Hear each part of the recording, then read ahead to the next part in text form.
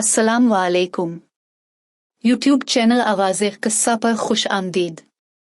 एक औरत को अल्लाह हर बार औलाद नरीना से नवाजता, मगर चंद माह बाद वो बच्चा फौत हो जाता। लेकिन वो औरत हर बार सब्र करती और अल्लाह की हिकमत से राजी रहती थी। मगर उसके सब्र का इम्तिहान तवील होता गया और इसी तरह एक के बाद एक इस औरत के 20 बच्चे फौत हुए। आखिरी बच्चे के फौत होने पर उसके सब्र का बंधन टूट गया। वो आधी रात को जिंदा लाश की तरह उठी और अपने खालिक हकीकी के सामने सर सजदे में रखकर खूब रोई और अपना गम बयान करते हुए कहा कि कौन वो मक्का के मालिक, तेरी ये गुनाहगार बंदी साल में 9 महीने खूने जिगर देकर इस बच्चे की तकलीफ उठाती है, और जब उम्मीद का दरख्त फल आता है तो सिर्फ चंद माह उसकी बहार देखना नसीब होती है।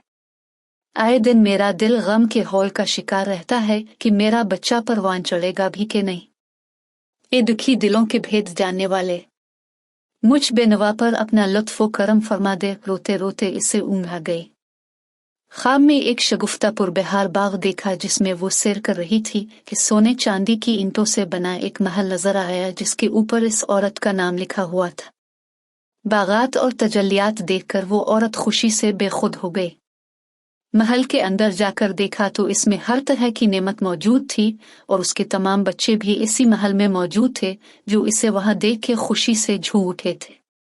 फिर इस औरत ने एक गैबी आवाज सुनी कि तो ने अपने बच्चों के मरने पर जो सब्र किया था ये सब इसका अजर है।